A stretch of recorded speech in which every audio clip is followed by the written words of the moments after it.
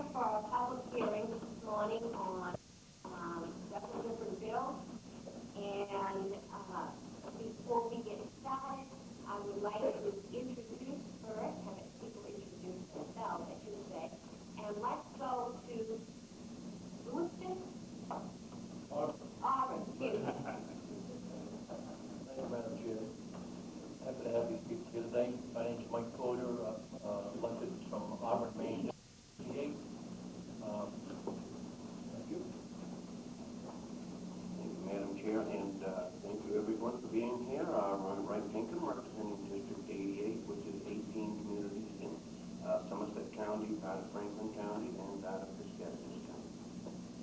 Good morning, Ms. Valentino, State Representative, District 134 in Soho. Good morning, State Senator Seth Goodall. I'm from Richmond. I represent all of Saginaw County and the town of Dresden. Good morning, I'm Representative Pam Kenwood. I represent District 77, which is part of Waterloo. John Tuttle, District 143, Sanford, Springfield. Thank you, Madam Chair. Good morning. I proudly represent District 144, which is Acton, part of Lebanon, part of Sanford, part of Springfield. Good morning and welcome to the Village Fire House Affairs. It's great to see a packed room. My name is Diane Russell and I represent District 120, which happens to be Munjoy Hill and Old Fort, part of Portland. Thanks again. And I'm Senator Nancy Sullivan, representing 4 York County communities, Biddeford, Kennebunkport, and Arundel. We are very fortunate to have what I consider some of the very top people to help us run this committee. Actually, they run the committee. But we have our analyst, Danielle Fox, and we have our clerk, Johanna Over. And before we get started, just one thing, I'm going to ask Johanna, Representative Springwood and I received a letter from Congressman Mike Nishu, and he just wanted to update our committee on several important projects being pursued in our state by the Department of Veterans Affairs. And he says, with the support of your committee and the Maine Legislature, we have been able to expand much-needed services to our state veterans. He has Bangor, Lewiston, Auburn, the Rural Mobile Health Service, Mobile Counseling Services, Springvale Veterans Cemetery, and the Veterans Health Care Access Point in Holton. I'm going to ask Johanna to run this off, so you'll all have a list of that, and maybe you can start a file to see some of the good things that we are doing for our veterans. We do intend to move them ahead and make sure people realize just what they do give. And we are doing public hearings this morning, and we are actually going to do, I have to look myself on the morning hearing, we're going to do the LD 30, which is the Act to Establish Native American Veterans Day first. This is the one that we postponed. And first, I would like to give my condolences to Representative Mitchell. There you are in the back. Actually, I had heard he had come up yesterday to ask if he could go first. And I wasn't here. He had said because there had been a death in the family, which we knew, which is why we postponed it. There has been an additional death in his family. And our condolences go to you, to your family, to the tribe in general. Certainly, and we were more than willing to accommodate you both, certainly. So, Representative Mitchell, have I forgot? Oh, maybe I should explain how we're going to run the meeting. We're going to hear from the sponsor of the bill, which is Representative Mitchell. Then we will listen to anyone who wants to testify in favor. I'm going to ask you to first, please let members of the public go first, those that are not speaking on behalf of unorganized non-profits, just coming because they're here, because they feel passionately, personally, or family-wise, ethnic, whatever, on the bill. And then we would ask our lobbyists to go. Next, we'll go to people who would be opposed to the bill in the same order. And then last would be those that are neither for nor against. They just have information that you think will help us in deciding the future of this LD. We would ask you to simply make sure the mic is on, and maybe we can turn that on. Representative Bollier, could you just turn that on? And we'll be ready to go from there. Representative Mitchell, yes. Madam Speaker, I appreciate you giving me credit to be the sponsor of this bill, Vice Representative Sarcoma. Oh, And I'm co-sponsor of the bill. okay, I'm sorry. Then you'll be speaking to it also. I won't be speaking to it. We have several people that will be speaking. Well, I certainly represent former Representative Warren. She's done an awful lot here when I was in the House. So we'll start here and go through, and we're all set to go. Everybody, this is the chance to correct me, believe me. Oh, thank you. We do have little tickets we issue to people as fines if you have cell phones that go off while we're here. So we're going to give 1 minute of leniency to anyone who wants to shut off the phone. If it's in a vibrate, that's fine, but you won't be able to answer it and you'll have to step out. It really is a strong and it's extremely distracting. No, they've got a minute, so they're okay. They're all fine with that. And we will tell you that if you were charged $5, it goes to excellent, excellent source. It feeds us on late night. Wendy's or Baskin and Robbins? We could work that out. We'll field trip. Okay, I think we're all set now. Representative.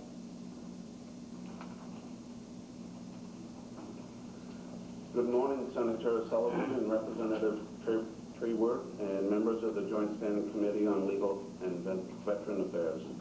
I am Donald Sock-Belmont, and I represent the Passamaquoddy tribe in the legislature.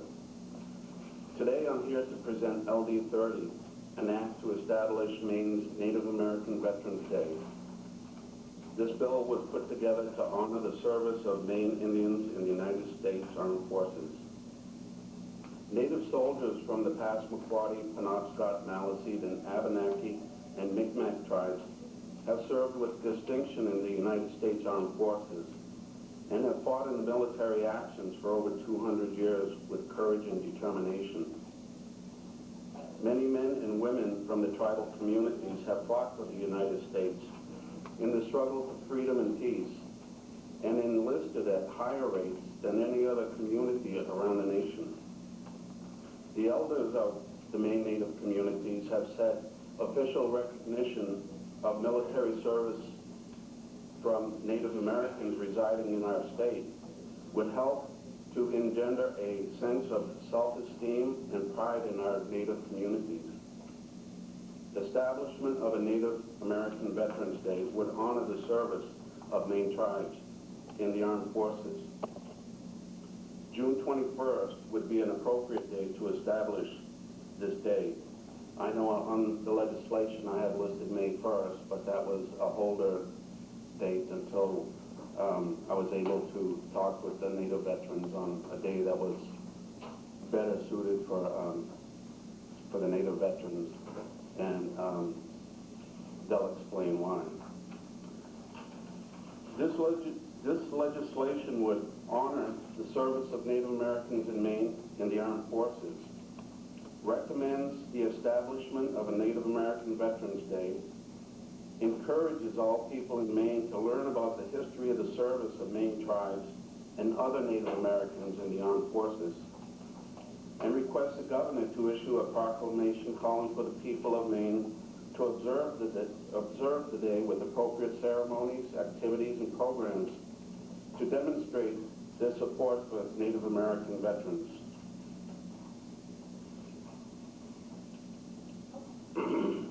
Maine's Native American Americans have served in wars involving the United States from the beginning of the Revolutionary War, when George Washington sent a letter to the Maine tribes asking for help for defense of the country, and to the hostilities in Afghanistan and Iraq.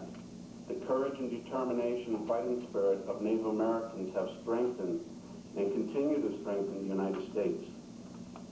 The tribes of Maine have made the ultimate sacrifice in defense of the United States. Even during times when Native Americans were not considered citizens of the United States, citizenship was granted in 1924 and were denied the right to vote in federal elections until 1956. And in state elections in the 1960s, they still fought for the country. I believe anytime any veteran is acknowledged, all veterans benefit. Every veteran has a different story to tell. Native veterans in Maine, the story hasn't been told. It's time for these patriotic men and women from Maine tribes to receive a thanks, and I believe this legislation will accomplish that. I'd like to tell you a story that happened about 2 years ago. I was in Bangor and I received a cell phone call from a nice lady in Bangor. And she said she went to a yard sale and bought this cedar chest, and she wanted to resell it. But when she opened it up, it had personal tribal material like basket making goods, and she said there was paperwork and a uniform in it. So I said I'd like to look at it. So I went to her house, and I said, well, let me look at it. I opened up the chest, and the first thing I saw was a World War I uniform. It sort of wondered to me, what story that uniform could tell. And I offered to buy it from this nice lady. And she said, no, I want to do the right thing and give it to the tribe. She said, but you can do me a favor. You can find out who that uniform belonged to and tell his story. So that's what I did.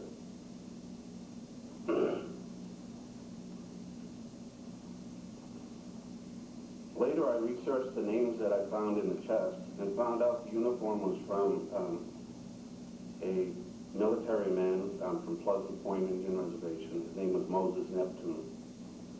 Checking the old Eastport newspaper, I found a story about him. And the story goes, during the ringing of the victory bell in France, the Germans threw down their weapons, and the soldiers from Maine's Company I stood up to cheer and celebrate. But just as Moses Neptune stood up, a sniper shot him. He was one of the last men in Maine to be killed. His family was told of the death. Then 2 weeks later, a letter arrived to the family, and in it he said he missed his family and was proud to defend the United States, his home. There are many stories of Native veterans defending this country while they had no rights. This legislation would honor all veterans, and I believe any veteran that is honored honors all of them. But Native American veterans do have a different story to tell. There's no fiscal impact on this legislation. I ask for your support for this important piece of legislation. Thank you. Thank you, Representative. Are there any questions? Thank you. Thank you. Is there anybody else who wishes to testify in support? Legislator first, and welcome, Representative Lawrence. Good morning, Senator Sullivan, Representative Trinwood, and members of the Joint Committee on Legal and Veterans Affairs. I am Donna Loring, former Penobscot Nation representative to the state legislature. I am here to testify in favor of LB 30, an act to establish Native American Veterans Day. I am also a Vietnam veteran. I fought in Vietnam. I fought. I was stationed in Vietnam in 1968, and I handled all the casualty reports for Southeast Asia. Also, I come from a family of military soldiers. My father, his photo is on the page you have in the lower right-hand corner, the very last row. And he served with the 10th Mountain Division. He's passed away. But it is truly an honor to be able to submit testimony on a bill that will be the first in the United States that recognizes the military service of Native Americans in the state where we live. It is my hope that other states will use this bill as a model to honor their Native Americans. I am happy to tell you about Native people and our very long history as warriors. The Maine tribes have taken part in every war that America has fought, from the Revolutionary War, the Civil War, Spanish-American War, World War I, II, the Korean War, Vietnam, the Gulf, Somalia, Kosovo, Afghanistan, and Iraq. I am both a Native American veteran and a woman veteran. I would like to give you a glimpse of the contributions that helped make this country what it is today. A country founded on the principles of freedom and democracy, and the most powerful nation in the world. Native Americans have served with honor in all of the America's wars. The members of the Penobscot, Passamaquoddy, Micmac, and Malachi tribes fought to help this country gain its independence from England. Since the early 1800s, the United States government had sent missionaries to the tribes nationwide in order to help them assimilate into the larger society. Indian tribes resisted this and maintained their languages and cultures. This very resistance was to play a major role in winning a world war. 8,000 American Indians took part in World War I. Their patriotism caused Congress to pass the Indian Citizenship Act of 1924. Since Native people were fighting and dying for this country, Congress felt it only right to grant them citizenship. In World War II, more than 44,000 Native Americans served with distinction in both the European and Pacific theaters. More than 40,000 others left their reservations to work in ordnance depots, factories, and other war industries. At that time, there were only 350,000 Native Americans in the entire United States, including children. Approximately 12% of the Native American population, or 1/3 of all able-bodied Indian men, served in World War II. This is the highest percentage of any racial group. Several hundred Native American women also served with the Women's Army Corps, Army Nurse Corps, and the Navy. Founder of the Women's Military Museum, Brigadier General Wilma Blount, estimates that approximately 10,000 Native American women have served in the military, with 2,700 currently serving. Historically, Native warriors have made key contributions. For example, Native people contributed to winning World War II in a unique way. The Japanese were adept at breaking codes. You're all familiar with that story.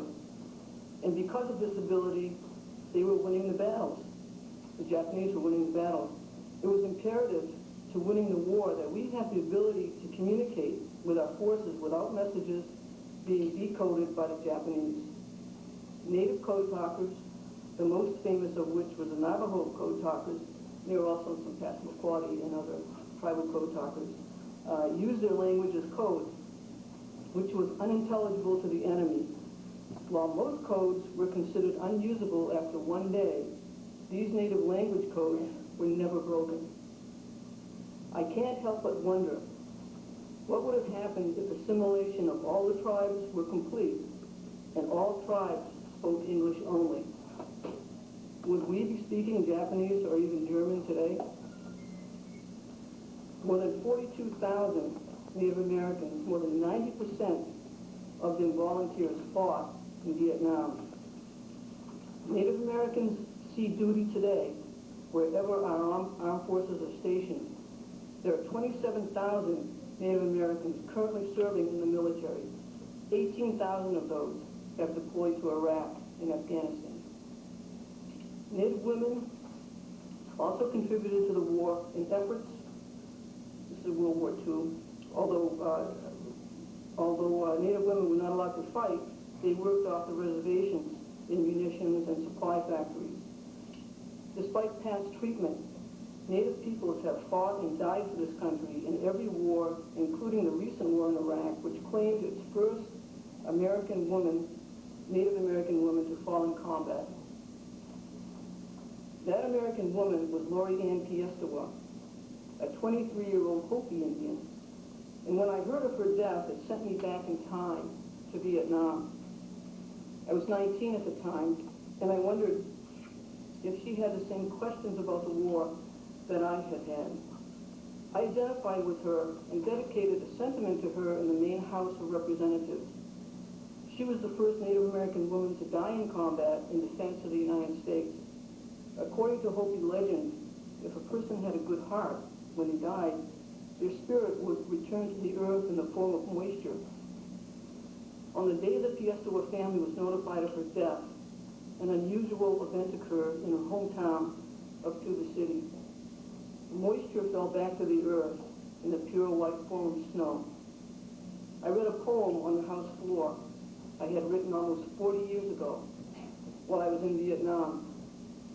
Since then, I have been asked many times why Native people would have fought on the American side in these past wars, when there's such a dreadful history between the Native people and the federal government.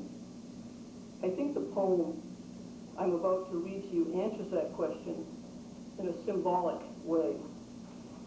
And I wrote this when I was 19, and it's called The Other World.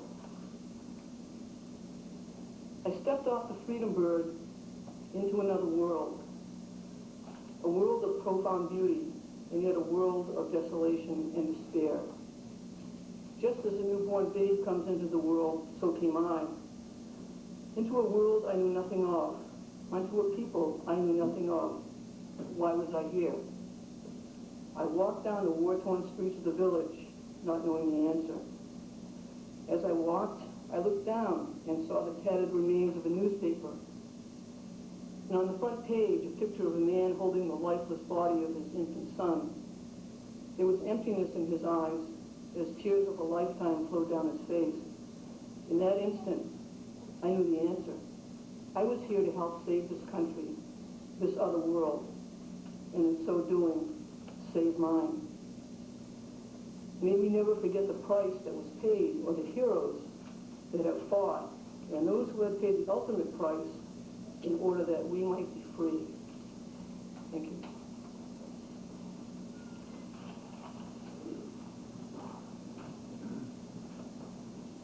Thank you. Are there any questions? I think you left us all speechless. Anybody else wishing to speak in favor of this?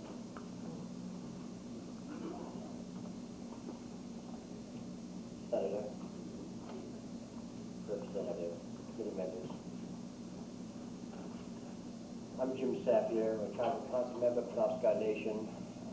I'm not here to recite many of the testimony being presented in support of the importance of the fact. Hopefully, my testimony reflects a tribal view from a tribal, ancestral, spiritual, and traditional perspective.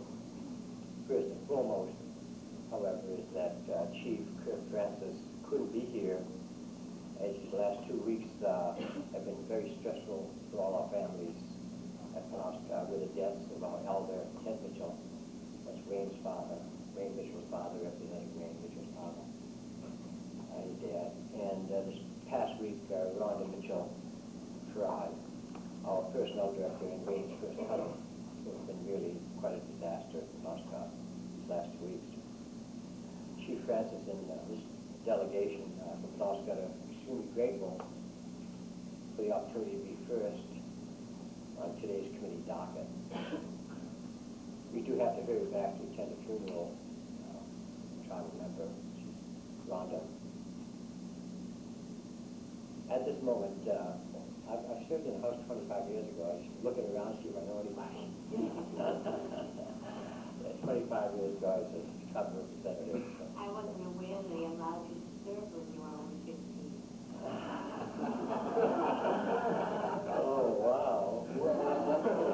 Vote for Sullivan. I always did like the Sullivan.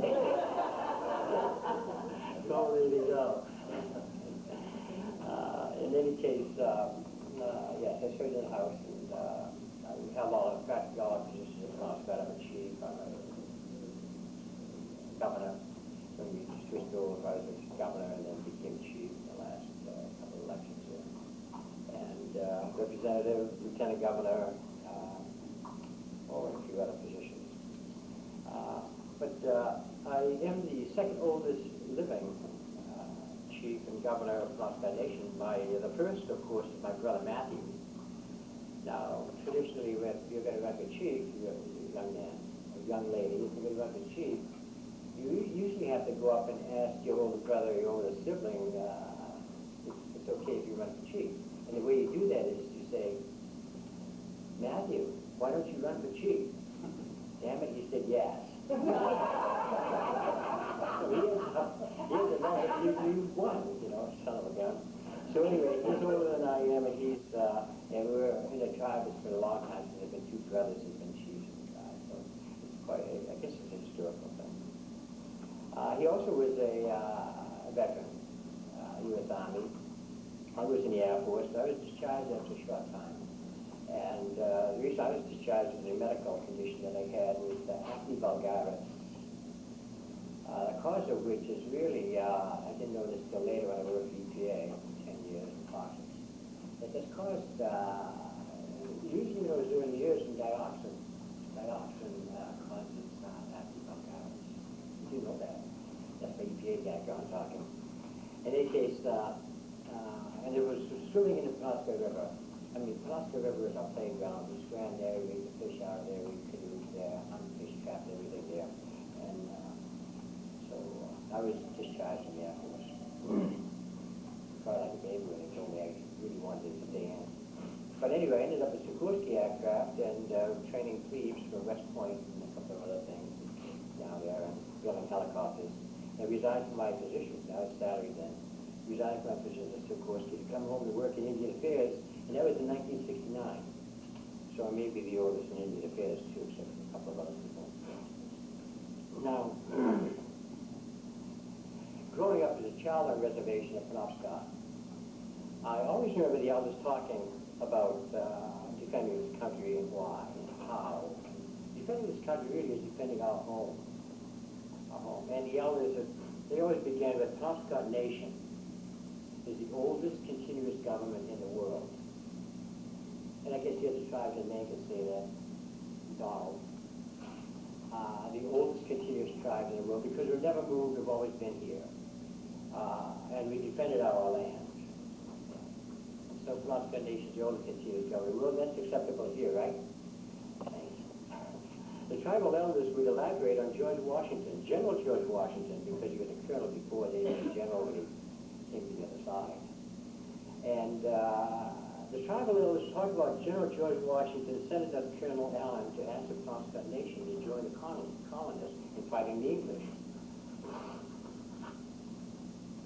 There was much discussion amongst Penobscot as the treatment by the colonists was not that favorable.